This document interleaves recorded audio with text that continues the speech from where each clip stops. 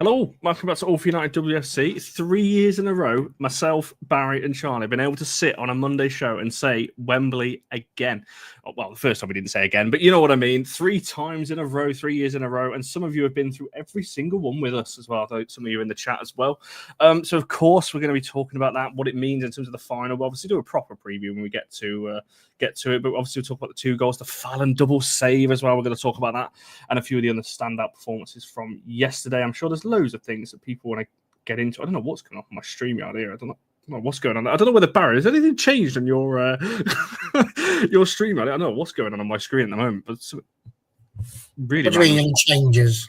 On the right hand side of your screen, it's not going to make any sense to people watching because they won't be able to see it. But on the right hand side, under the comments, it's talking about referral links and all sorts. Yes. Oh. You should know what the referral link is because it automatically ticks it every time we put a video out there. So, there we go. Didn't know that. It's the first time I've noticed it. Not that I want to do adverts for StreamYard, but apparently, basically, all that is if people sign up, then we get $5 or something like that. It's like Sky TV. Very strange. You get 5% off the subscription. I can't remember what it is. I didn't read it properly. But either way, if you're thinking of doing your own podcast, click that link and you help Connor out a little bit, basically. It's like comic relief for Connor. There you go. You might be able to fund my hotel for Wembley. Although I would need probably every single one of you in the chat and anyone who's ever watched a show to click that to afford some of the hotel prices I've seen in the last 24 hours for Wembley, that's for sure. Right, Charlie, how are you doing? I'm really good, thanks. Yeah, really, really happy to be there yesterday. Good game, really good atmosphere, massive away following. Thank goodness they opened up the standing section because I think they were brilliant. I got a really good video, by the way. People are in that standing section of you going absolutely berserk. So I'll maybe post that later. That was nice. I have to be honest, I didn't realise until the actual day when I got there that it wasn't at the Etihad. So I was extra cross that we only had 300 tickets to start with because I thought that's mental. You can get 60. Well, you can get 60,000 in there. They rarely do. But yeah, it was a brilliant day. Absolutely stunning. And 3 years on the trot is no mean feat. Has anyone done that before in recent history? Yeah. But yeah, absolutely phenomenal. Do you know what's funny? Before the semi-final, I was checking that. I was like, could we be the first to do it? No, Chelsea have done it. Arsenal have done it. Yeah, there's been a few, over the years. But I think it's only 4 since the start of the 2000s, or 4 managers anyway that have done it. So yeah, it is no mean feat, and it is we'll talk about that a little bit more when we talk about the final towards the end. But you mentioned the atmosphere there, Charlie. We usually do this when we talk about big games, but if you just want to touch, obviously, me and you were both there yesterday, a little bit on the atmosphere, because initially they gave us 300 tickets in that corner, and I'm so glad they didn't, because they did open up the south stand, which was the whole bit behind the goal anyway. Yeah. But yeah, what did you make of it all yesterday in terms of the atmosphere? Because I can't lie, not that we do anyway, but you wouldn't know that there were City fans there, to be honest. It was. We've talked previously, haven't we, on the shows that it's felt the atmosphere's been a little bit sort of not as good as it had been in previous seasons. And at the game yesterday, it felt like back to how it was a season or 2 ago. It was just riotous, really. It was absolutely brilliant. Like I said, the standing when Kiara Keating was in front of them the second half, giving us some absolute right pelters. You could hear it from where we were, which was brilliant. So there was really good work being done by people getting chants and bits and pieces started over there. It was good. It just made it really noisy. I've watched it back, obviously, 2 or 3 or 10 times, and United fans are really loud, which is good.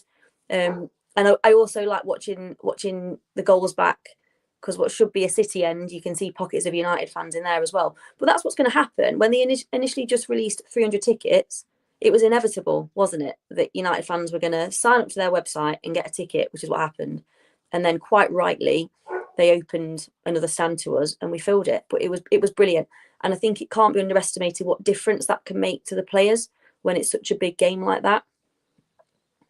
No, absolutely. And I think even at the end of the game, the players obviously all ran to south stand first and then turned, and obviously where we were in the corner of west stand as well, obviously ran over there as well. Yeah, sure, that was quite funny, as it normally is, but obviously because of the way the stadium is set up, obviously they walk right in front of obviously where we were. So yeah, there was quite a few City fans that were walking in front of us that got a nice rendition of that as well. I've been saying to people, the Dominic Janssen chant's been in my head all afternoon. Like 10 minutes. It was 10 or 15 minutes non-stop, wasn't it? It was amazing. I love that. That was amazing. That was so good. It's the first, and I agree with you, it was probably the best atmosphere, I think, of the season. Because I've been pretty critical of the atmosphere this season. I don't think it's been great. Even in big games that we've had, I don't think it's been that, in terms of what we've seen in previous seasons. Certainly this one felt like it was... certainly this felt like it was boisterous. Is that the right word? I don't know what word I'm going for, but it's certainly louder than normal, which was quite something as well. And yeah, the answer, you can hear it on this. If you go and rewatch the game around 71 minutes when the ball goes out of play, you can hear it on there. Which, I'm just obsessed with it, really. And if you saw me just laughing, then no, I will not be playing that. That's staying sacred to WhatsApp on that one. Barry, anything to add on that before we look at lineup? Anything else?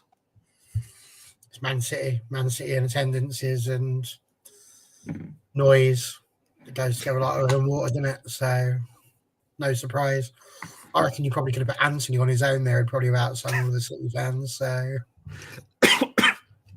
no, I tend to agree with that. Maybe if we win. I haven't said that. I said that about the last one, and Barry ended up singing "We're the Champion." Swore me. Hang on, Barry, take. To be fair, there's a lot of people that are quite right. Poor Condog does absolutely owe you all a song, and hopefully we will get him to do that, because I've got to be honest with you, it was a bit of a letdown actually. I watch it back, it does make me giggle because you can see Mark and Shane just absolutely loving it, Charlie getting involved, and there was very little from you, although you did seem to have, for as much as you dislike Queen, a little bit of a Freddie Mercury falsetto creeping in during the song. So who knows, maybe we can make it happen again. Yeah, to be fair, maybe we'll wait and see how the final goes. But yes, apologies about it. I don't know what happened there. I actually think, Connor, it's coming to me now, okay, that should we win the FA Cup final, I reckon the chat would like to hear you belt out Brat Summer. Can you imagine? I think that would break the internet.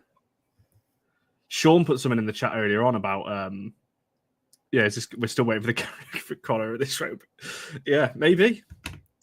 Yeah, I don't know, but yeah, I thought you'd like that one. Or I'll make my own. But we'll see. Right. The what? I'm assuming that's supposed to say dance, but that's over my head. But there we go. I love it. You know, and he doesn't. In terms of the lineup, then, just very quickly on it. Like I said, it's always easy when we've won to say it was the right call. Charlie, I think the only big discussion point was Dom not in the midfield. Did that surprise you? Were you happy with that? What was your kind of thoughts all around that one? I wasn't surprised in the sense that I did wonder if we might go a little bit more conservative playing City, but then I remember, obviously I know she played when we played them at the Etihad when they didn't have all of these injuries, just if people remember that, and we beat them there, that we did get at them then. Like, we got at them then, didn't we? We didn't sit back and soak up the pressure. And also the last game or two, Miyazawa has been playing that sort of more defensive midfielder role, although it's not the same role that Janssen plays, but she sits deeper, doesn't she? And that's been working really well. So I know I wasn't surprised. And I also think it was probably the best performance we've seen from a pair from Toon and Clinton on the same pitch. So no, not surprised really with anyone in the lineup, if I'm being honest. It was fully what I was expecting. And I'm glad we went really strong. We took it seriously in spite of the injuries that City might have had. No, for sure. And obviously we're going to come to the first half in a second, Barry. But in terms of the lineup itself, it was clearly an attacking side. When you're looking at the midfield three, I think we're at a point in the season, the back five, barring injuries, the back five is the back five and the front three is the front three. I think the only really discussion really is in those games, is it Janssen, is it Clinton, Miyazawa, or whatever it is. So were you relatively happy with that one in terms of the selection? I was. I mean, it's interesting. I'm looking at that and I'm thinking that might actually be certainly currently our strongest 11. And therefore the one that you would probably want to go with. I mean, I would argue actually maybe the bigger question at the moment is whether or not you want Gabby to be left back or whether you want Anna Sandberg. I know that's the hot topic that seems to come up quite a lot within these conversations. But I think we, as certainly a group on here, have spoken endlessly about needing Hinny to start these games and what she brings to the team. I think she continued to prove that. But for me, I think if you asked me to pick 11 players before the game, that's the 11 I probably would have picked. So kudos, Mr. Skinner. Well done. And I think it's important to say that because I don't know what when I saw it, I was almost just like, I'm personally, before the game, I would have gone Hinny, Dom and Toon because it worked at the Etihad. And I think if it works once, but then again, do you want to keep doing the same thing over and over and hope you get the same result? Sometimes that works, but it doesn't always because then you become predictable. So I'm just glad to be proved wrong because I was thinking it was a mistake not to have Dom in the midfield, but it clearly wasn't in the overall context of the game. So I think from that point of view, it was spot on. And as we go to talk about the first half, we were set up to go at them, and we certainly did that from the off with a couple of minutes in. So I want to start there then. Let's talk. We're going to talk about some individual players as well. I'll put the player and match ball in the chat in just a second. But Charlie, in terms of starting fast, we only had to wait 6 minutes to get off the mark. And in fact, I'll just let you just talk about the goal in terms of anything that really kind of stood out to you there. Oh, it was a wonderful goal. I think it was. So what I was saying earlier to do with playing the ball quickly. So Toon picked it up, didn't she? Sort of. I think Clinton might have won it back and laid it off to her quickly. It was a phenomenal assist. Like she hit the ball perfectly, and it can be a bit tricky when it's more central. Where you're trying to play it into a more central area, it can be a little bit crowded. But I thought Bizet's movement was incredible as well. I think probably a touch was a little bit heavy when she took the ball down, but she pulled it back and got it on the right hand side perfectly. And Keaton did quite well to get something on it, didn't she? But it was just brilliant. It was I think both goals were brilliant. The delivery, obviously very different types of delivery, but were phenomenal. And there was a couple of other times when Toon and Galton did similar things. But yeah, it was a great ball, brilliant assist. I think Tooney put in a monster performance again. We've said how much better she's been since she came back from her injury, but she was brilliant. And just, I think Bizet's, every time she does something, I'm like, oh my gosh, it shocks me at first. I think just because of when we first got her, like I genuinely thought she was just going to be like an Alex Butner signing, like literally just to keep Grace company. But I think she's in with a shout for player of the season for me. I think she's been so good. And I think particularly her performances in the FA Cup shouldn't go unnoticed. I think in the cup competition, she's probably been our best player, scoring lots of goals and assists. But yeah, it was brilliant. Absolutely wonderful goal. No, absolutely. And I think, on the pass itself, and Ema and Georgia was sat next to me, and we've kind of agreed now. We're like, we know that there's going to be a goal going, and if I say yes, just as someone's about to strike it, because I didn't film the first goal, but for quite a lot this season, I could always just go yes, like really quietly to the people next to me, and obviously we had a perfect angle of that first one. But Barry, in terms of obviously Bizet does a lot of the work as well, but the pass from Toon, that's exactly where you want her, isn't it? Kind of in that midfield pocket, if you will, and just dinking ones over the top like that for your wingers to run onto. I mean, yeah, there was a lot that happened in that whole goal. I think that for me was a really good point of how our pressing has worked again this season. You look at it from the moment Kiara Keating kicks the ball out to the right-hand side, immediately Her Majesty is out of the gates and hunting the ball down. And I love it. Honestly, I love watching us when you can see us hunting out the ball. It's like watching a bunch of great white sharks just on their way after Nemo. Because honestly, they look so intimidating because they're attacking with purpose. And the way in which they hunted that ball down was so good because they closed down the lanes. I think there was only really one option in midfield that they could have passed to. They chose to go long. Obviously, Millie Turner gets in front, does exactly what she should do. This is one of the reasons why, as much as I know people want Dominique Janssen to start these games, this is why you have to take someone like Millie Turner and realise that she's been incredible this season as well, perhaps massively underrated. And So therefore, getting the ball in the manner that she did, very, very good. Grace Clinton, a simple little ball back. Ella Toon running entirely the wrong direction. She's on her way back home. She's like, no, see you later. And then out of nowhere, boom, literally turns the game on a sixpence. Ball goes over. Celine Bizet, terrible first touch. Like, you watch that first and you're like, oh my God, where's she going with that? And then poor old Gracie Pryor, who will pop up again a little bit later, just gets turned. She shouldn't be turned in the manner that she is. I mean, we've got to take a moment and realise that she does not tackle where she probably could have done. But the way in which Celine regains her composure is absolutely brilliant. And that finish, again, beautiful, because it's one of those where the goalkeeper gets the hand to it. There's nothing they can do about it. It doesn't matter. Yeah, she could have wrists made out of reinforced steel. That ball was still going inside the post. It was just an absolute belter. And when you're 6 minutes in and you smash that ball in the back of the net in the manner that we have, you can't ask for a better start. And this Manchester United side, when we take the lead, it's really, really difficult to wrestle that off of us because they've just got that grit. So you couldn't have asked for a better start at all. I was just thinking, have we got a 100% record when we've taken the lead this season? I'm trying to think of a game where we've taken the lead and not gone on to win it. Well, because the game, we've not lost very many, have we? Brighton. Okay, so we're 100% unbeaten, but not 100% win. Okay, oh, that's a bit annoying. Yeah, there we go. People obviously talking about the player of the match on the chat. Yeah, Jay didn't know who to pick. There obviously are 4 names on there. We've gone for tullis-joyce, Riviere, Laetitia, and Bizet on this one. I know Kevin said about no Tooney. Tooney was the 5th one that we had that was going to go on. Unfortunately, we could only pick 4. So that's why she just misses out on that one.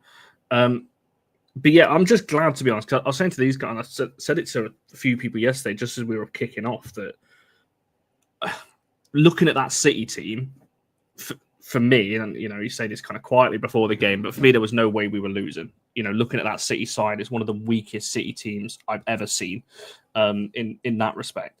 But that's what I mean from a United point of view. I'm glad we just went out from the start and went for them, because in games like that, when you can see the opponent's a little bit weaker, don't get me wrong, that City 11 is still very strong. I don't think the bench is very good, but we had to go at them from the start, and I'm just so glad we did that, because a few times this season I've kind of looked at us and go, we've got that in us to be able to do that, and we've got the creativity to be able to do it. To be fair, it probably was in terms of the FA Cup. And that's what I liked in that one. And when you're talking about the Toon pass, it's just unbelievable. And yeah, I think Bizet's first touch, it takes her too far inside, but obviously corrects it in the finish again. I don't know how many goals Bizet's up to now, but like you, Charlie, I'm almost just like, every time she scores, I'm like, there's another one, not bad for someone that we signed just to keep Grace happy. It's almost like I'm ready with the choice every single time she scores. Because yeah, I think she's exceeded everyone's expectations. Jamie, who I did the player profile with, actually tweeted about this yesterday. And I said to her kind of after the game yesterday that I did not expect her to get to the numbers she's on from that point of view. So yeah, I'm sure we'll come back to her because she's on the player of the match poll. So that's what I mean. That's incredible, isn't it? That's well over double what she had for Spurs, which I know obviously she's playing in a better United side, but even still. But yeah, I'll come back to Bizet because she's on the player of the match poll, so we'll go through a few of those as well. What's this again? See you at Wembley. Thanks. There we go. No worries at all. I'm assuming you're a Chelsea fan based off that. Anyway, in terms of the rest of the first half, then, in terms of, we'll talk about the Clinton goal just separately, but in terms of Charlie, do you just think we did what we needed to in that first half to keep City? Because I don't remember City having a chance really until the last 10 minutes, maybe. I think Carolyn kind of had a half overhead kick that Phallon tipped over. Box. Yeah, Phallon had that covered though, didn't she? Yeah, I think we were just good. I remember the commentator saying that job was done in the first half, and that was right because we pressed really, really well. We played really well on the counter, which was amazing. Soaked up pressure, pressed them, like Barry said, brilliantly. I said soaked up pressure there. I didn't mean that at all because we weren't under any pressure. I don't know why I said that, guys. Talking nonsense. But we pressed really well, won the ball back, and we did what we needed to do. And then it was we were a little bit quieter in the second half, but I challenge anyone to keep that intensity up for 90 minutes. However, I think it is also a myth that we didn't have any chance in the second half, because I've gone through and time-stamped it, and we actually had loads. Just unlucky, just good keeping from Keating, which is a surprise to all of us, isn't it? But yeah, I think we did the job. I'm just really happy. I just can't. I don't care if it was City's best 11 or their third 11. I literally don't care. We won the game of football. There's no way I'm going to be cross about the fact that City had some injuries. If I was a City fan, I'd be fuming that we've got so many world-class players who we're probably paying a lot of money for and paying them a lot of money, and they spend half the time on the physio table, umpteen of them. I think it's brilliant that our players are fit all the time. Amazing. Yeah, I was going to say it's a little bit of a controversial view, but the more Miedema's getting injured, the more, and I know it's unfortunate for her, but the more I'm looking at it, the more I am glad we stay clear, because the money she's on at City, don't get me wrong, she's had brilliant moments and she scored, some key goals and big goals for them. But as you said, she's not the only one that is spending a lot of time. It's Bunny Shaw, who I've always said, before she renewed her contract, I wish we'd got her, because she's on a day one of the best forwards in the world, but she's injured a lot every season. Jill Roord's been out a lot. Alex Greenwood's had injuries the last couple of seasons, and it's done for City. It's players they're paying a lot of money for. And I wonder who's doing their due diligence, whether it comes to signing them when they've got long injury records or what, I don't know. But again, it's not our problem, is it? We just have to win the game of football, and we won the game of football quite comfortably. We were in no trouble at any point, except for 1 point, which we'll talk about later. Minute 57. Oh, we're definitely coming back to that, that's for sure. But Barry, before we come to the second goal, just for you, in terms of that first half, just keeping the intensity going, really. I know it dropped off in the second half, but we did have chance in the second half. In terms of just keeping City penned in almost. I had a message off a City fan who kind of missed the first 25 minutes, 30 minutes of the game. And I said to her, you've not got out of your half, really. In that, I know City had maybe a bit of the ball, but they just didn't do anything. And I think that's partly because of just how well we just contain them in their own third, really. Yeah, I mean, there's a lot that gets said about how Manchester United try and go about winning these matches and whether or not we have tactics and all of that sort of thing. But I think the truth of the matter is that we were yesterday the better side. There's little that can be said about that. We were better in the air. We had more shots. We had more shots on target. City did not create a single clear-cut chance. We created 3. So I think however you want to slice it, we were the better side yesterday. And that is credit to the team that they managed to do that. I think keeping hold of the ball and keeping the chances from City very much to a minimum is quite important. And I think, I said this to you guys yesterday. I put it in our little chat. And I want to throw it out here. I'll be very intrigued to see what people in our chat have got to say. I'm going to mention it later on the Awful Wofo channel as well. But I've been just thinking about City over the last few years. And obviously, it's not been ideal for them. I mean, they've not won anything really since 2022. And then since then, it's all gone a little bit downhill for them. And we talk a lot about the big 3 in the WSL being Arsenal, City, Chelsea. And we obviously look at that still with the running that we've got coming up. But I actually think taking this result itself out of the equation, I genuinely believe that Manchester United have now overtaken Manchester City. I think when you start looking, and I'm talking about the last couple of years, I'm not talking about as a whole, City have been a side that have been around since 2014 and have done incredibly well. I'm not for 1 second trying to say that we're better in terms of the whole history. But over the last 2 seasons, I know that we've had a moment where we finished 5th, but they finished 4th. They missed out on it the year that we got in there. So that levels it out.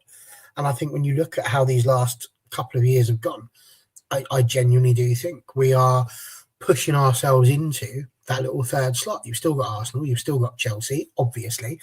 But I do. I genuinely believe that United are taken over from City in that position. They're not as big, and they're not as imposing, and they're not as scary as they used to be. Like the litmus test is this: if you're going into a game against Chelsea, you're worried. You're nervous. You go into a game against Arsenal, you're worried. You're nervous. You're going into games against City now. All of us are sitting there thinking we've got a chance of winning this. And I think that is really the main shift. So I'll be very intrigued to see what other people have got to say about that. But it doesn't surprise me, is what I'm getting at. I think we are in a situation where we are really setting ourselves up well. I have no doubt that we are going to finish in the top three, because I don't think we're going to lose to Manchester City. And that's really all that's left to get over. If we can draw at least to them, nothing else matters. So the Champions League will be there. So yeah, I know it hasn't really properly answered your question, but I just wanted to get that out there because I'm really intrigued to see what people are thinking, because there's so much talk about the manager. I think it's quite disrespectful actually to the girls sometimes when we're at this point of the season and people are still talking about whether or not Mark Skinner should be given a contract or whether he's any good or any of that sort of thing. I think now we're in a good situation where we can look at this and go, do you know what? The girls deserve the credit because they really are putting Manchester United on the map in the women's game. Especially as well, and I think this is an important thing to note, because I've seen a lot of misquoting, obviously, of people. I don't blame you if you don't read it all. I got somebody to break it down for me, but obviously all the financials came out on Company's House, which is, I'm talking pages and pages and pages of financial documents. I don't blame you, don't read it. Someone broke it down for me and put it into a much easier spreadsheet for me to look at.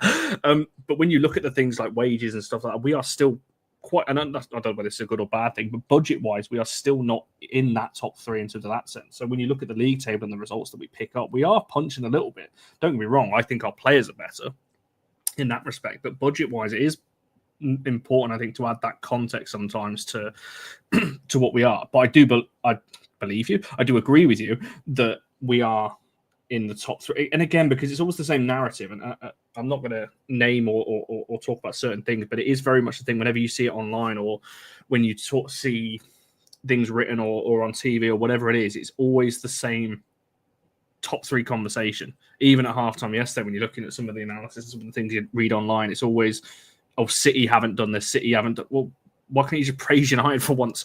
Like, we could win the FA Cup, finish in the top three, and like I put on my tweet yesterday, I think it will be one of the most memorable month and a half in the club's short history. And I think when you go from that point of view, like, United do deserve some credit for what they've done in such a short period of time. I know there's definitely valid criticisms. I'm certainly not saying that there isn't. People have heard my thoughts on that over the course of this season and last season. I think there's definitely things to call out.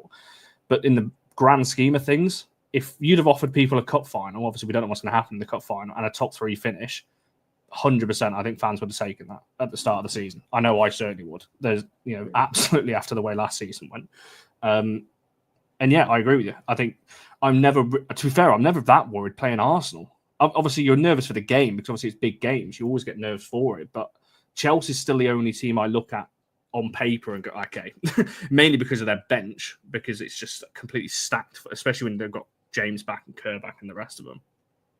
But I don't look at City and about Arsenal as really too much to worry about. I think last season was just a massive transition because of the players left and all kinds of things coming in that. And there was so much going on behind the scenes, so much noise that was really not helping as well. So, but even in our worst league finish, we won the FA Cup. So it's like, and beat Chelsea for the first ever time.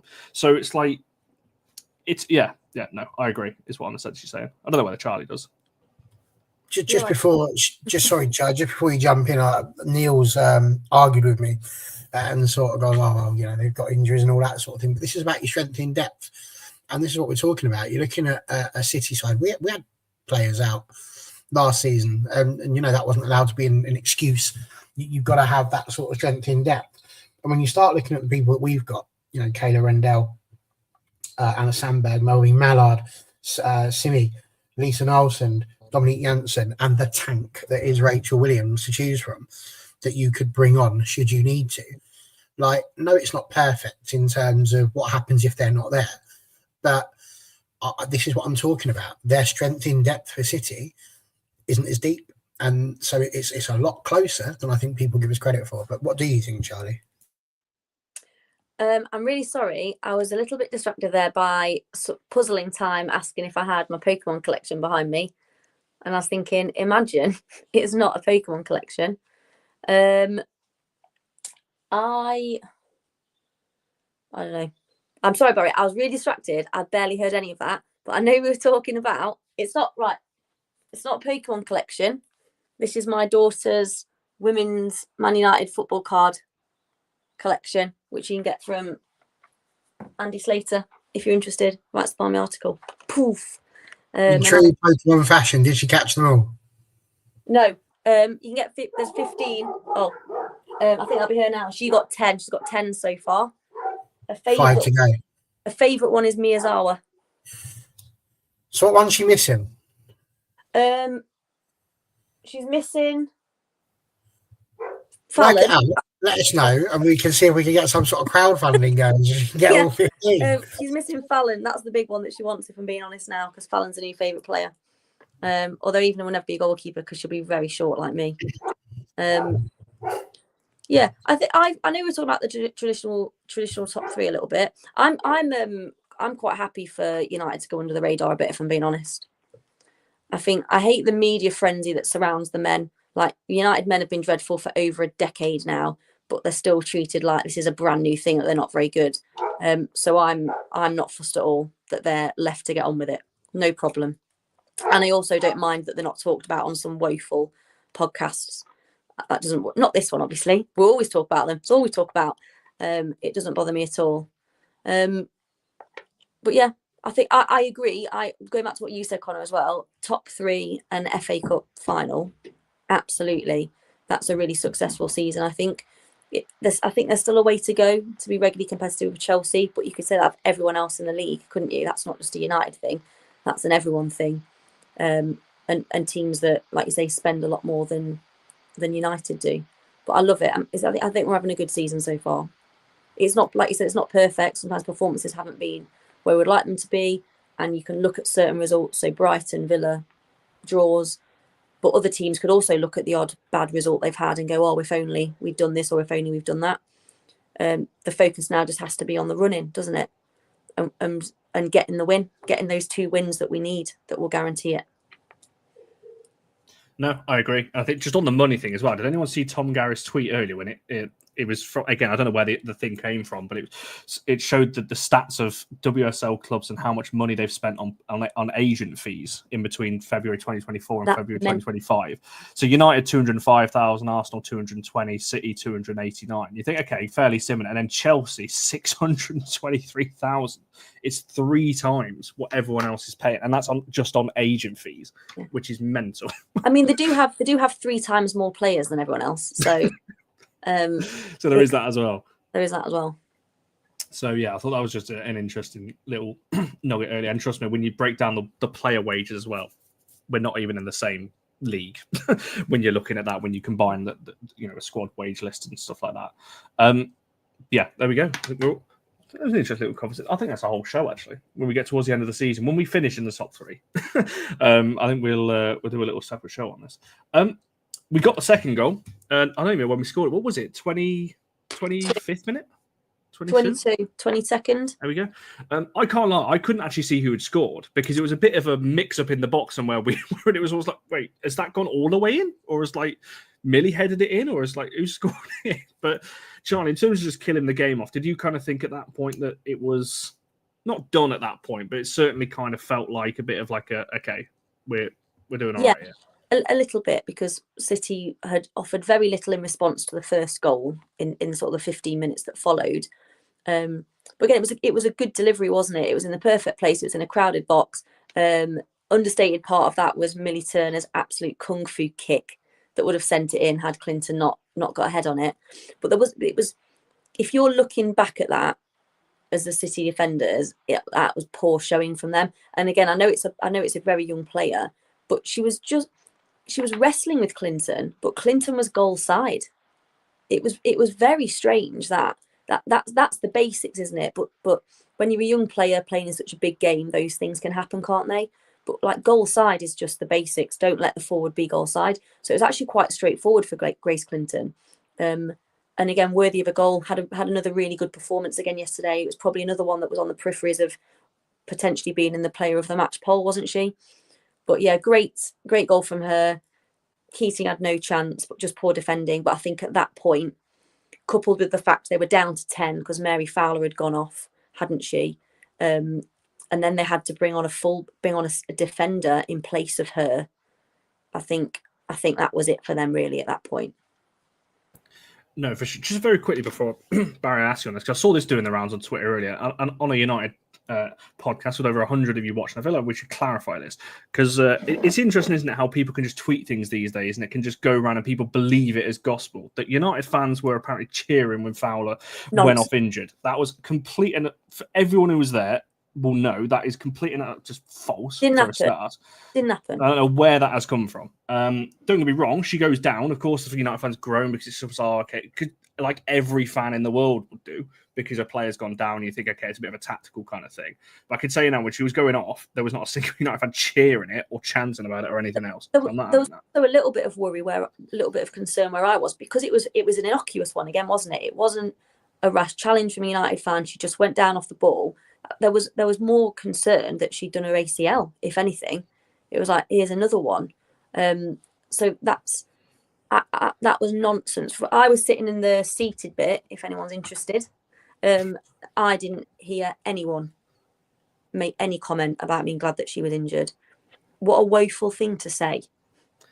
Yeah, and it doesn't surprise me, and I'm sure there's no City fans watching this, but it doesn't surprise me because I had exactly the same stuff off City fans almost a year ago when I tweeted a video just before half-time, which was 25 minutes after Jill Roord had gone off, because United fans were chanting. They linked the two together as somehow we were celebrating that Jill Roord had gone off injured. It's like, it's 20 minutes apart. What we're supposed to do, just sit in silence for the whole game because one of your players has gone off. So yeah, it doesn't surprise me, but I thought I'd just say that because I've been seeing it a lot today. But again, it just shows people can tweet anything these days and people just take it as gospel. Yeah, that must have happened then. But it didn't, because we were all there and all of you in the chat were there as well. It did not happen. So not having that. Barry, second goal, Clinton. There's a lot of people talking about the delivery as well, because yeah, we've not scored that many set pieces this season. So it was nice to get another one under our belt. Yeah, I mean, the problem with what you were just saying there is that nobody wants to check. Nobody wants to fact check. That's their big problem. They see something and go, oh, well, there you go then. And if you can't be bothered to check your sources and see what's going on, then I don't quite know what to tell you.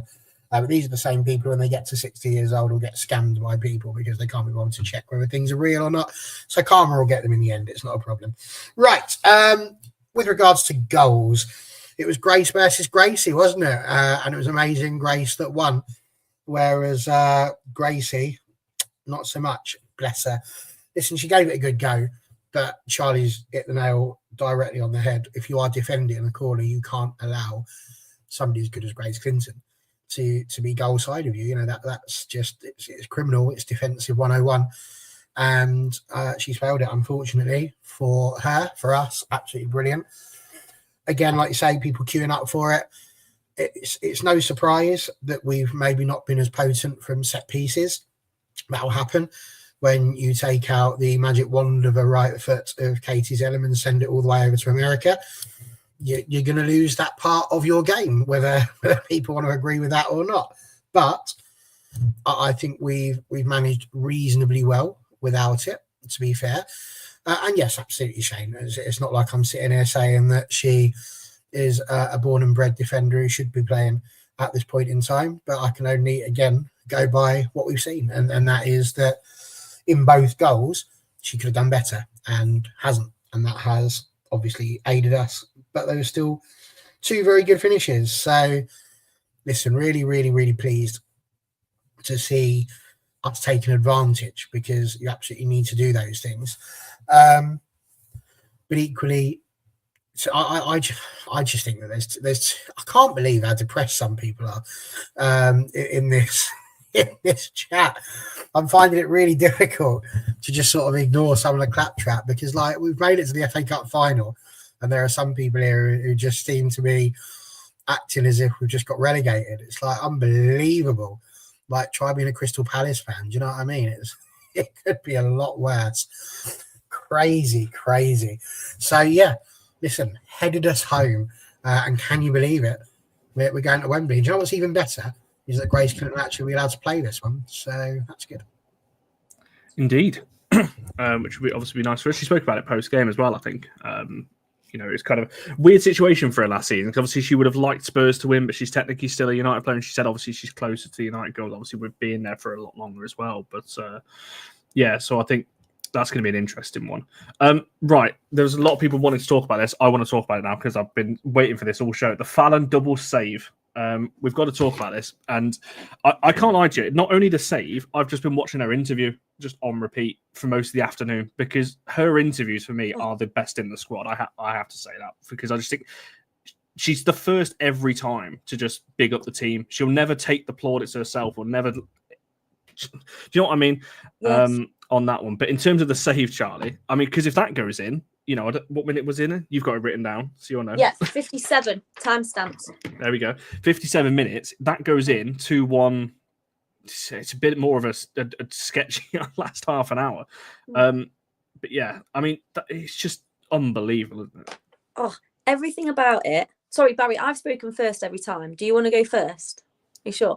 So, literally everything about it. I've watched all the angles. My favourite one is the one where it's head on and it's in slow motion. But it was a brilliant save to begin with, wasn't it? To get it onto the crossbar.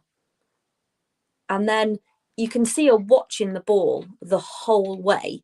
It wasn't an accidental second save, was it? It was a deliberate act that she did. It was like something you'd see in handball, wasn't it? Or like Peter Schmeichel, isn't it? Massive. And it was just incredible. And then I have to be completely honest, I was really stressed at that point, because I remember when Chelsea got the first goal against us last year in the semi-final, and then I've just spent the rest of the game crouched down behind everybody. So I actually couldn't watch. I wasn't looking, because I hate stuff like that. And all I heard was the absolute raucous response. And then I turned around and said, "What's happened?" And everyone was like, "I have no idea. The most mental thing has just happened." So I watched all the replays. But what I loved was she's so calm, isn't she? All the time. You see that in her interviews as well. Not only emotional, just gets on with the job. Last season when she barely played, she professional, just get on with things all the time. But her response to making that double save was also amazing, wasn't it? It was like, Sparta! Like, it was that sort of thing, wasn't it? But that's what you want from your goalkeeper. You want your goalkeeper to not have to do very much for the majority of the game. But when they're called upon in moments, you need them to do things like that. And she's done that a lot this season, but it has never been as iconic as it was yesterday. Absolutely wonderful. Wonderful from her. I was going to say, I'm glad as well, because I nearly jinxed it, because just as that free kick was being lined up, I said to Emma and Georgia next to me, last time Hasegawa was lining one of these up, it hit the bar, because obviously against Chelsea, that she cracked one off the bar. Obviously, this one did exactly the same, with Phallon tipping onto it. But Barry, from your point of view, you put something, I don't know whether you want to repeat what you put in our chat with the three of us about that save. What is it you said? You said it was second to something. I can't remember what it was. False. How could it be second anything? I can't remember what I've written, so I may have to. I know, I'm scrolling back up now to find out. Briefly try and find. Oh, that, I found it. It's second only to saving Charlie from falling over the bar at Wembley, is what you said. I nearly fell over the seats yesterday. There was someone else there to save me. Andrew Wall, by the way, guys, who you've maybe seen on here or on the men's channel, he didn't try and save me at all. Barry, I was up on the chairs, on the back of the chairs, leant on him. He just moved. Don't learn. He moved. How do you not learn? But luckily, my mate Beth just grabbed my shirt and helped me. I thought Barry would never. No, so see, I wish I'd gone now. No, I had the opportunity, but I had to turn it down to work. And oh God, get a car because she might not be there tonight. Listen, I have complete yin and yang views on this free kick, because first of all, it should never have been a free kick. No. Not because it wasn't a foul, it was, but it was really bizarre. If you watch the highlights on the United app, they're sitting there talking about its great positional understanding from Grace Clinton. It was a challenge that she didn't. Like the player's literally running into Miyazawa, who wins the ball. So it wasn't quite as necessary, I think, as they were trying to make it sound. And of course, it earned her a yellow card. But more importantly than that, when the free kick comes in, I really hope that in his rest weekend, that Andre Onana has just watched that, because this is how you're supposed to deal with it. I see somebody saying they're out of the BBC commentator saying she should have pushed it over the bar. Well, that's where she's pushed it. That's why it's gone up in the air. That's the whole point. The BBC have let themselves go a bit there because she's pushed the ball up high. So that first save, absolutely brilliant, because she's kept it away from danger. And it also means that even if it does come back down, she's given herself time to get up, to move, to reset, to do what she needs to do, and think about the next movement.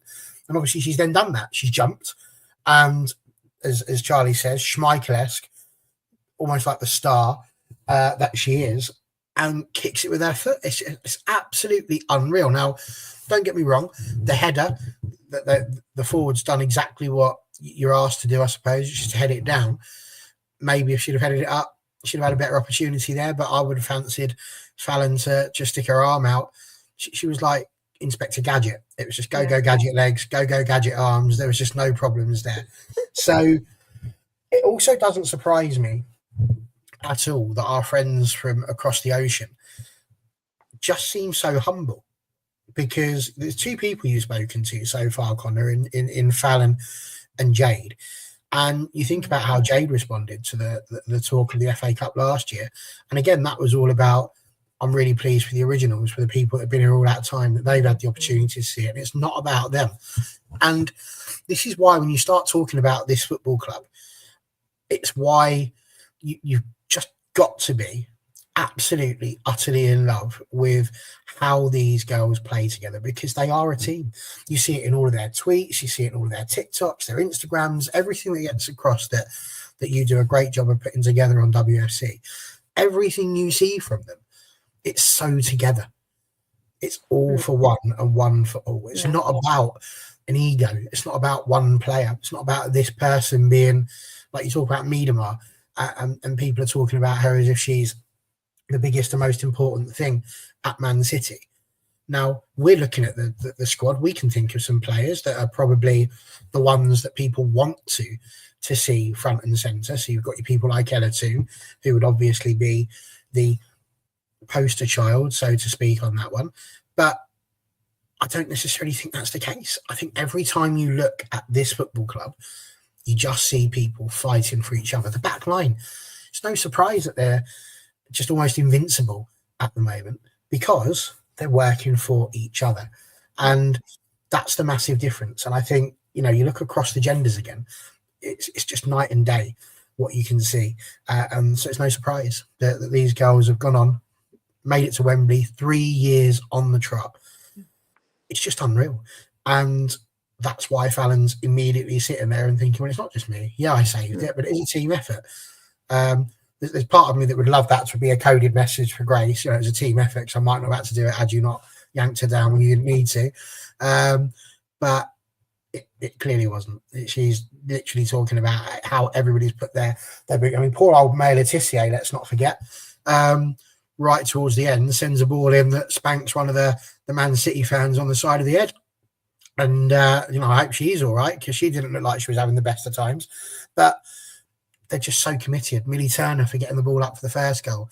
It's just absolutely sublime. I don't know why Charlie's turned the light off. But I think on that as well, I tweeted this on my own account yesterday that, and today actually, because there was a video of it, but like you see Phallon's reaction to the save, and Maya and Millie go over to her. Jade and Celine. Jade makes a slide tackle. Celine's over with her. They're celebrating it like they scored. And this was early in the game as well. There was a block that Maya did. I think Lily Murray's rapid, by the way. If you ever watch her, like, she's unbelievably fast. Running down the left, actually beats Maya, but Maya gets back, puts a block in, and Maya and Millie celebrate together like. Charlie will be back. Celebrate together like they've literally scored themselves. And I think from that point of view, that's what is so amazing about this side. Obviously, it is incredible. There is less egos. I agree. I know there was a comment a bit further up about mystery as to why we were so poor last season. I think there's a couple of factors as to last season. I don't think it's just one thing. I said a bit earlier on, I think the upheaval, there was a lot of moving parts last season, a lot behind the scenes that kind of went on as well. So there was all kinds of things that was happening there. And just very quickly, while Barry referenced it, because this is our first live since they went out, I will just say thank you to everyone who's watched and commented on those, because we got a load of feedback, positive feedback from everyone who's interacted with them, the Lucy Newell one and Jade Riviere, which obviously was massive for the channel. And I'm glad everyone in here, I'm sure you have watched them, because a lot of you have, looking at your comments and everything else. Loved them as much as I like doing them as well, because they were, both of them, absolute pleasures to speak to. And yeah, what you said, Barry, Jade's answer about the difference between the 23 final, the one that we lost, the Chelsea one, to the one last year, I thought was absolutely brilliant. In the way that she spoke about that. On that one, welcome back, Charlie. No worries. What happened there? So when I use it on my phone, if a phone call comes through, it just shuts everything down. There we go. Don't know why. Well, we're glad to have you back anyway for the last part of the show. Honestly, I would do so many more of them. And yeah, just keep your eye out, maybe before the end of the season. We've got some big games coming up and things like that. So yeah, just watch this space on that one. But no, thank you very much. And obviously with Ernie as well. Really appreciate that. In terms of the game itself, is there anything else we need to talk about? Should we move on to some standout players? Should we go into some of these players on the player of the match? Well, someone who's not on the poll, actually, just very quickly I want to talk about it, because Siobhan mentioned it right at the start of the show, the Gabby George. Yeah. Someone, again, Baron referenced this at the start, that is kind of the conversation that, Gabby / Anna, is that the chance where we see any potential change? But I thought that was probably one of Gabby's better games, certainly in recent weeks. I thought she handled, I think Carolyn swapped side. Well, she went down the middle because obviously a foul and injury, but she wasn't getting past Gabby as much as I thought she was going to. I don't know who wants to go first on that one. Yeah, they were trying to when they were trying to go forward, City, you could see before Phallon went off, they were trying to isolate that side of the United defence, weren't they? They were looking at that as being where they might have some joy. Probably having looked at the Liverpool game and seeing Olivia Smith have success down that side against Turner and Gabby, because they're not the quickest, are they, when you compare it to the other side of the pitch? But I just think their game sense was really good yesterday. There were times where Millie Turner was quite deep, clearly consciously not a decision they'd made that she wouldn't beat Carolyn in a foot race. And I thought Gabby was brilliant yesterday. I think she also made good decisions. There was a couple of times when City were pressing and she got the ball and she could have hoofed it out or passed it back to the goalkeeper, which would have been a risk, but she was just really calm on the ball and just played it forward, got it to Galton or got it to Toon, which then often led to attacks. And yeah, she did. I think they then had to move across to the other side and try and attack a bit more down the left-hand side, which is interesting, isn't it? Down Jade's side, because normally teams will avoid that. But I thought she was brilliant.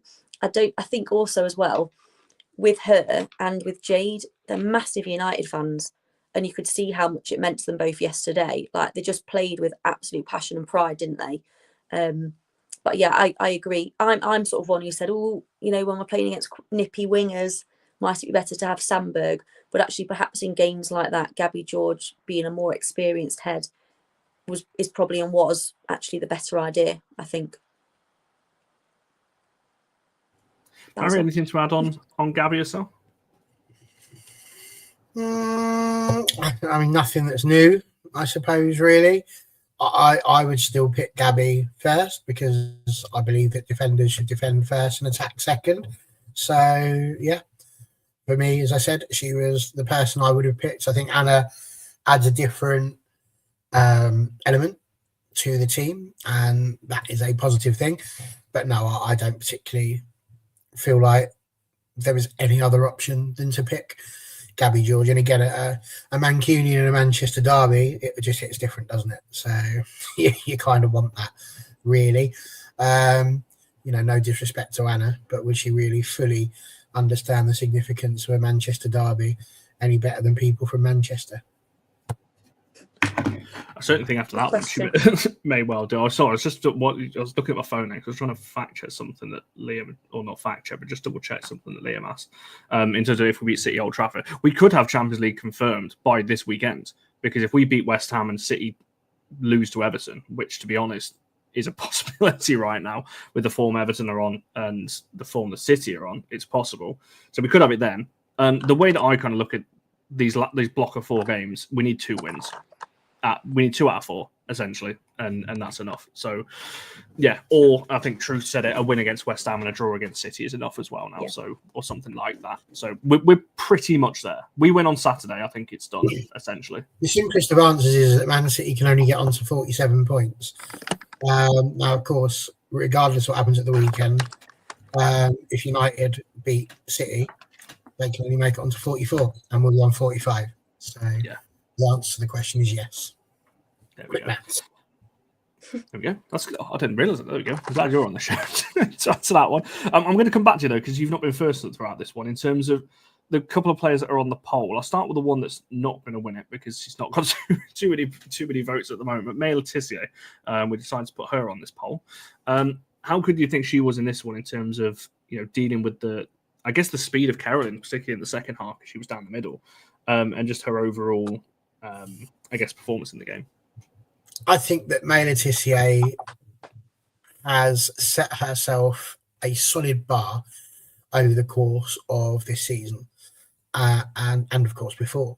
There's a reason why she was picked as the captain, and it's not just due to leadership skills. I think you need your captain to be incredibly consistent. If they're not a very consistent person, if they sort of regularly have good games and also bad games, it can be quite difficult. But you need your most consistent player. And it's the sort of reason why people talk about Ella Toon potentially being captain. But as we saw, Ella, when she was tired, was not at the level that perhaps you'd have wanted your captain to be. I mention this because I truly believe that May Letitia has just been fantastic and consistent all the way through. Her worst games are never less than a 6.5, 7 out of 10, and I think that's really important. So, listen, she's not getting it because there were other players that were better than her and more influential in the result. But again, you look at that back 5. You don't want to change them. That's why even someone like Dominique Janssen can't get that defence changed at the moment, because let's be absolutely clear, it's just an immense back 5 that is having such a good season, and May Letitia is the heartbeat of that defence. No, I 100% agree with that one. I think, Charlie, have you got anything to add on particularly May's performance this one? Yeah, I thought defensively she was brilliant. There was a moment where she marshalled the ball out against Murphy, I think, really well. One of my favourite things about her yesterday, and I've written it 3 times when I've done my time stamping of key moments, is how often she was the catalyst for counter-attacks or for creating attacks. So how accurate her long ball passing was, which apparently isn't required for England women's football side, but who cares? That's a discussion for another time. But I think she's also grown in that way as well. I think we missed that a little bit from her last season, the sort of confidence to play the long ball over the top, and she did it really, really well. There were 2, 3, 4 times where she played that ball perfectly to Jade or to Bizet, and we almost got 2 or 3 more goals from that. So I think how she contributes from an attacking point of view is brilliant. I also quite like this season how she seems to have been given a little bit more, I think it's a little bit when Janssen's not playing, but more freedom to roam forwards. And part of that, I'm sure, will be to do with the role that Miyazawa is playing as well. And we talked about that a game or 2 ago. And you and Keris might have talked as well about tactically Miyazawa's taking a lot of defensive responsibility as well and slotting into cover when Maya goes forwards. But I think I quite like that bit about her as well. There were times yesterday when I was like, she was over the halfway line just receiving the ball. But yeah, I like that. I like that addition to her game. And that's why I thought we saw that at its best yesterday, just that ability to build up the attacks from the back. And she's just so solid defensively. Barry's right. She's almost like it will start to go unnoticed, just because she's that good, which is brilliant for us, and amazing that she signed a contract extension. Absolutely incredible. No, I literally can't add anything to what either of you said there. I just echo exactly what both of you just said. So instead, I'm going to answer some of these questions in the chat because there's a couple of them. In terms of people are talking about the Golden Glove for Phallon. You are correct. She can win it this weekend, I'm pretty sure, because with Van Donselaar out for the season, that's, well, supposedly out for the season, that's the closest challenger. Hampton's 3 behind. There's only 4 games left. If Phallon keeps on this weekend, that should be the Golden Glove for her, I believe. So don't take everything I say on here. And also this one, this is a tough one. I did check after yesterday's game. I'm fairly sure they don't carry across from FA Cup to WSL, which means she's fine. However, she is on 4, so is Grace. So if she gets booked against West Ham, she'll miss Chelsea. So I'm fairly sure they don't carry across. Not anymore. I think they stopped that this season. But Good. Well, someone can fact check that off camera, I think. But I did do some asking around after the game yesterday, and I don't believe they do. So I think she's fine for West Ham. Fairly certain they don't. I'm sure we had this conversation in previous weeks with regards to how the yellow cards were working. I'm pretty sure the FA Cup ones only tot up over the FA Cup games. So. And they stop at the quarterfinal stage. They reset the quarterfinal stage as well. I'm sure they do. So, yeah. I would, to be fair, a lot as well. I would rather Maya misses that one, but she's going to have to be incredibly careful now in the WSL not to get... But to be fair, if we've got Champions League wrapped up by Arsenal, if she misses Arsenal and rests for the cup final, is that the end of the world? I'm not too fussed. Obviously it depends where we are in the league by then. Wait and see. And I agree. This is why I said against Everton, I kind of wish Maya and Grace had... Well, no, I think Maya might have got them, but Grace, I wish she'd have took a yellow in that game. So miss West Ham rather than potentially Chelsea, City or Arsenal. But, well, we are where we are. I can't change the past, can we? So on that one. Right, I'm conscious of time. We're already over an hour, and we've still got a couple of things to cover off. So, Charlie, I'm going to do what I did to you a few weeks ago and just throw the other 3 names of the player of the match poll at you. So Phallon, Jade Riviere, I don't know why I went full name and then half a name. Phallon, tullis-joyce, Jade Riviere, Celine Bizet. If you want to discuss their performances and why we've put them on the poll for this week. Yep. So, I was trying to, so we've done Maya. She's brilliant. Jade Riviere, again, I thought defensively was, apart from one moment where she just got run past by Murphy, I think it was, who's rapid. Again, I think she was defensively brilliant. She never seems to be in trouble, if you know what I mean. There's never those hairy moments where like, oh my God, what's she doing now? You're worried the player's going to nick the ball off her. Again, also from an attacking point of view, was amazing yesterday. And yes, potentially helped by the fact that City were weakened. But it was her, for both of the defenders, for me, it was their contribution in attack is the reason that I felt like they deserved their place. And again, Jade is another one who is consistently so good now and creates so many chances. Probably won't have the assists that probably her forward play warrants. But again, another deserving one. Is it Miyazawa? Can't get on the thing. Phallon, Jade, Celine. Oh, Bizet, Muzzy Bizet. Yes. Sorry, see, I just assumed Miyazawa was on the poll, even though I knew she wasn't because we picked it earlier. Bizet, I think, signing of the season, comfortably. Her work, and again, this is going to sound backward because I've only mentioned attacking contributions from the defenders that are in the poll. And obviously she scored a brilliant goal, but she also does a lot defensively as well. And I know there are sometimes calls for maybe her or Leah not to start and Mallard to get more game time because Mallard's brilliant, love her. But I think when you look at what she does defensively as well, that can't be underestimated. I'd be really interested, Connor, if you could look into this at some point, how many times she wins the ball back or how many tackles she makes or blocks or interceptions she does, because I think it's a heck of a lot. And she does it quite high up the pitch as well. She really disrupts play for the opposition when they're trying to build it up in the middle of the park.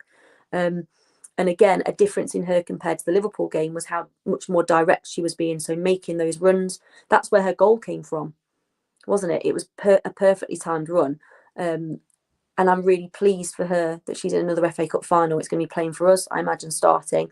And then the winner for me, I voted for Phallon tullis-joyce. Again, I think she's another one who this season, we've all said how good she was, how good she's been, but goalkeepers don't often, I think, get the plaudits. People tend to notice when something goes horribly wrong, rather when they're consistently doing a good job, and she's amazing. But I think that double save is a moment in the game, and goalkeepers are all about, a bit like strikers, moments. Do you step up when it really, really counts, having not had very much to do at all? And she did that yesterday. and she's a real leader in that side. Because I remember in the summer when we saw that Mary Earps was going and Katie Zellin was going, and the summer before Honor had gone and Russo was gone, and there was a lot of looking around, who's going to lead this side, where are the leaders going to come from? And she is an absolute leader within that team. Imagine playing in front of her as a defender. Imagine how that must feel. Like there must be no worries at all. And I also think her kicking was better. I think her kicking's getting better. She's clearly working on the minor details she needs to work on. She's just brilliant, and that's why she got my vote. On your answer on Celine's interception, she's currently got 20. This is purely just WSL, not all competitions. Purely WSL, she's on 25, which is 8. Okay. Which is pretty high considering she's a winger. Yeah. You know, in that respect, you'd expect. I think it's a lot of defenders that are up there. You said about like ball recoveries and stuff like that, didn't you? I'll have to double check that one. But on that one, there we go. That's where she is. Mary, over to you for the 3-person discussion. Okay. Okay, so we've already spoken about May Laetitia, so I will go in order of how you put them. Phallon tullis-joyce was absolutely superb. She is my spirit animal in terms of who I believe should win this particular player of the match poll, although she's not who I voted for, which is just sod's law, really, isn't it? So she's going to win at the time. I haven't voted for her, I would imagine. And I'll tell you why, because although she did make a couple of really good saves, it really was only that one that people are pining over. So I believe that Celine Bizet gave a little bit more going forward. I think she was involved in quite a lot, consistently working hard up the top. Obviously, she scores a goal. She was in everything going forward, I think. So as a result, that's who I voted for. You could have equally given it to Jade Riviere. She's just been very much like May Laetitia. She's set herself at a level at the moment that just seems consistent, and you don't see her drop below it, which is really good to see. Once you start getting those sorts of players, it's the only way is up. So I think, yeah, I voted for Celine is the short answer to your question, but there will be absolutely no part of me that is disappointed to see the wonderful human being that is Phallon tullis-joyce finally get an AFU player of the match, because it's long overdue. I was going to say, I'm going to end the poll in about a minute's time once I finish my little segment on it, but this could be Phallon's first ever win, which is mental. We're in mid-April. She might finally get one on here. I think she's on about 7 second places. So if she does...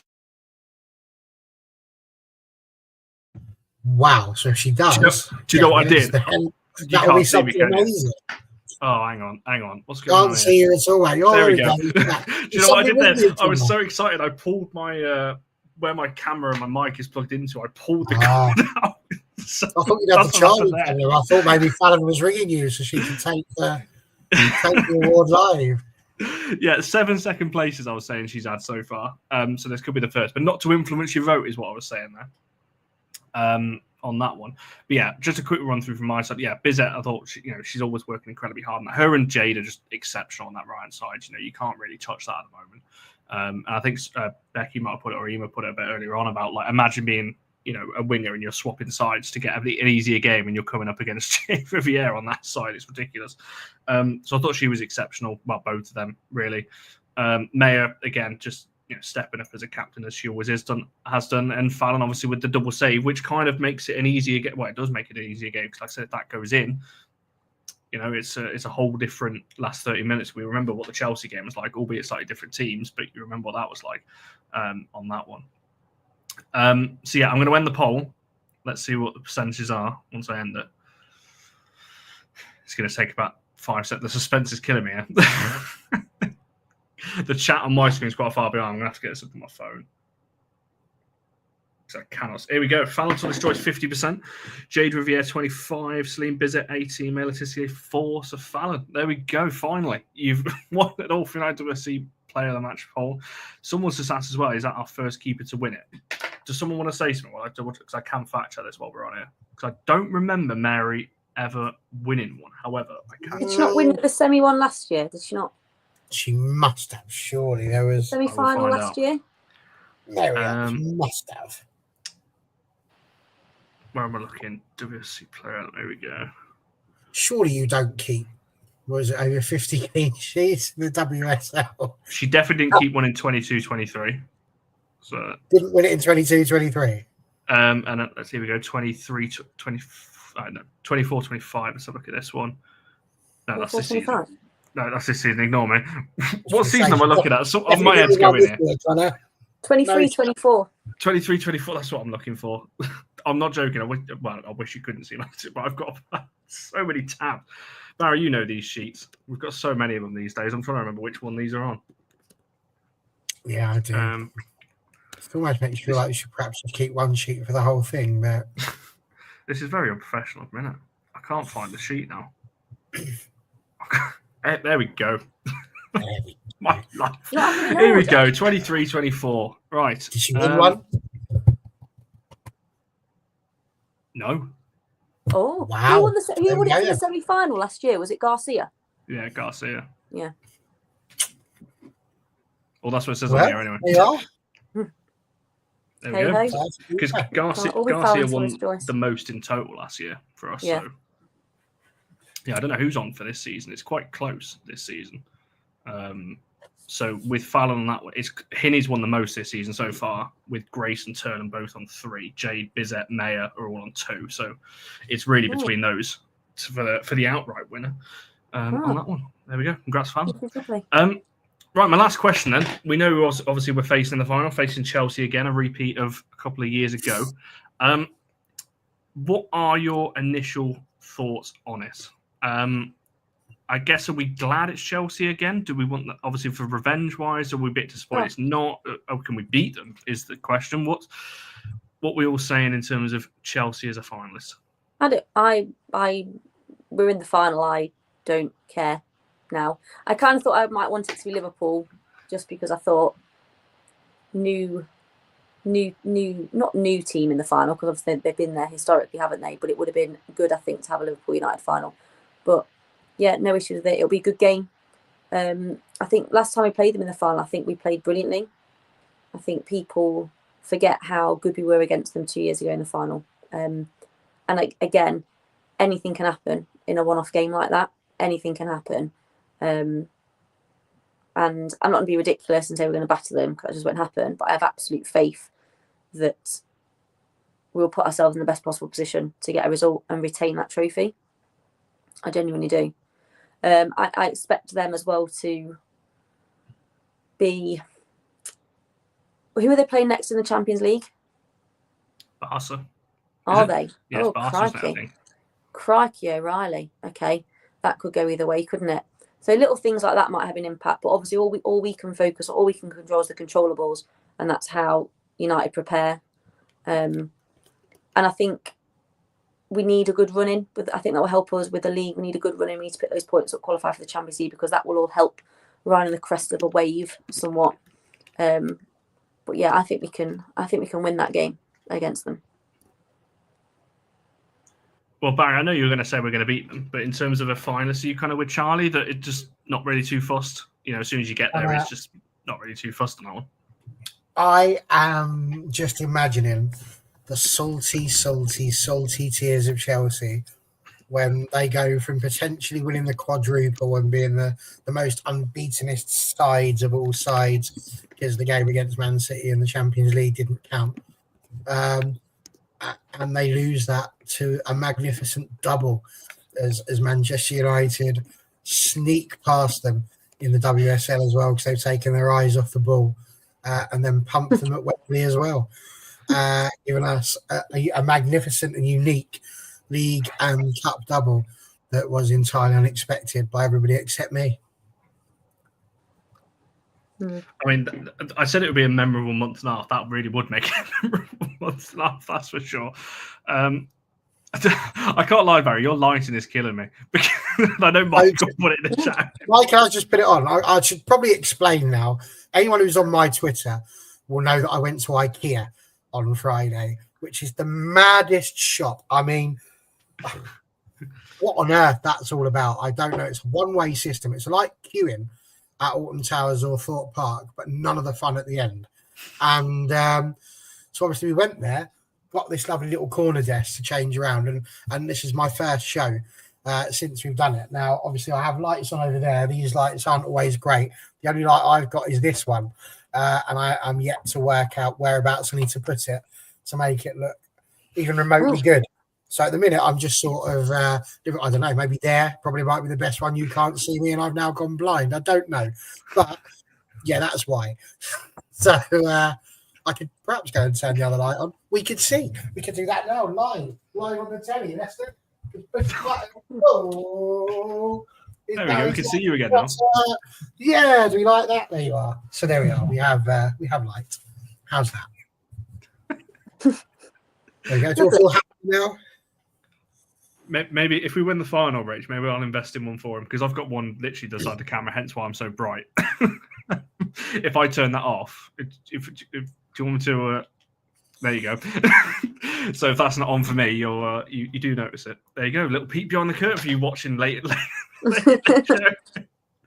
As to our light, Charlie. Had a ring light at IKEA, and I didn't buy it. I don't fancy Charlie. You've got any fancy lighting either, have you? Or are you just?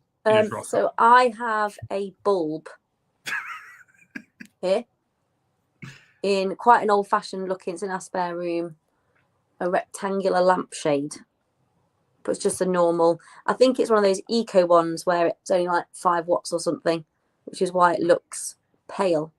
Because actually, these walls aren't orange.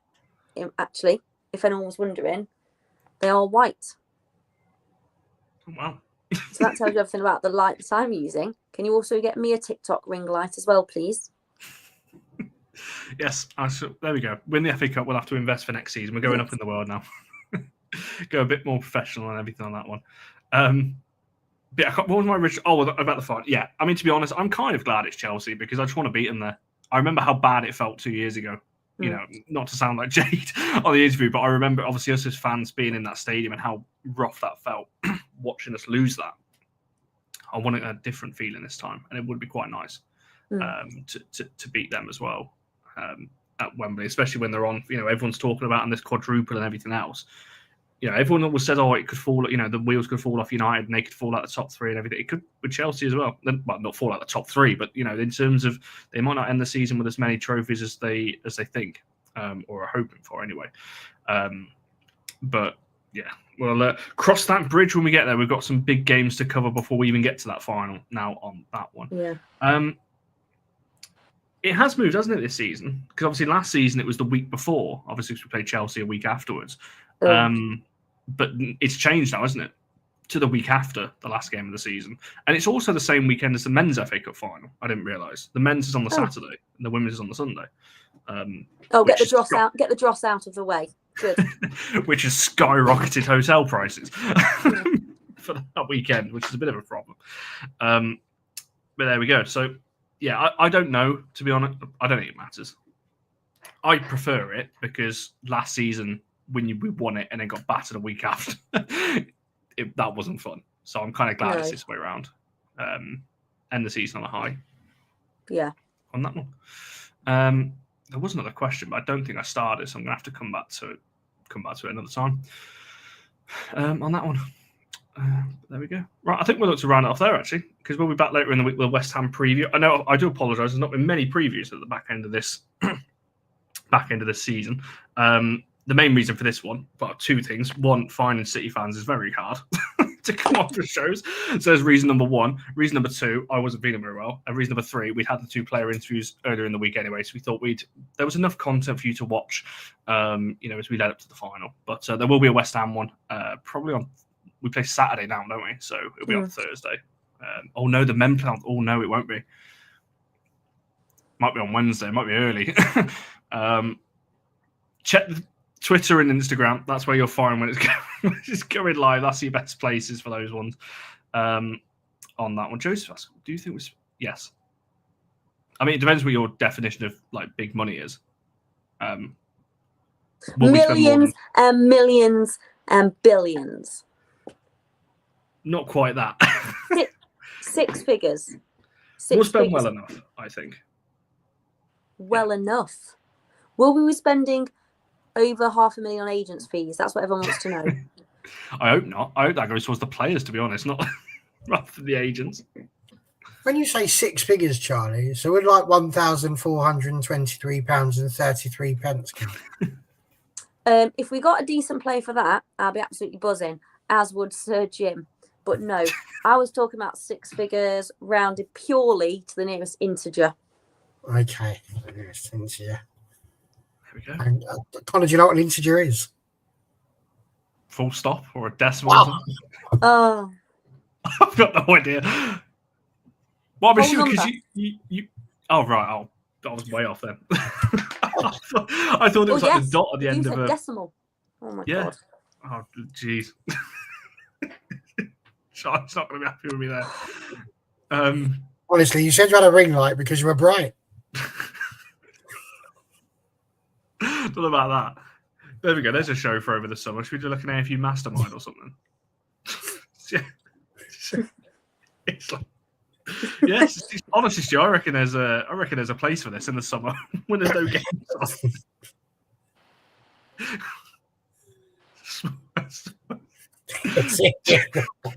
Yeah, but like it's like a countdown that you do for charity. That it's just random comedians that can't do maths. Yeah, she did, mate. You should the face with that's the question. Is it a full stop? That was the bit that got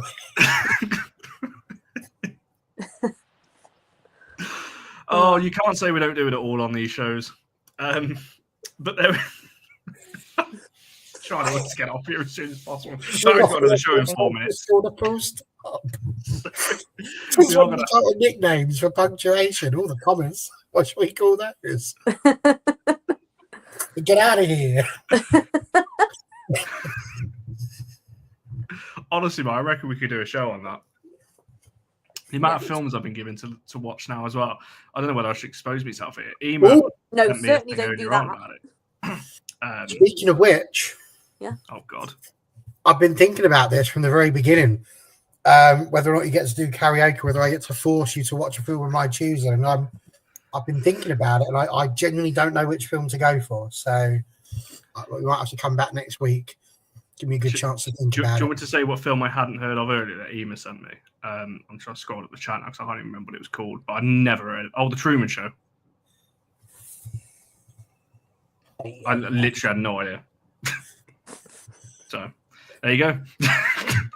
There's your fun fact for the night. Have you watched The Mask? No, however, I have. I've seen bits of it, but I know what bits of it. How have you seen bits of it?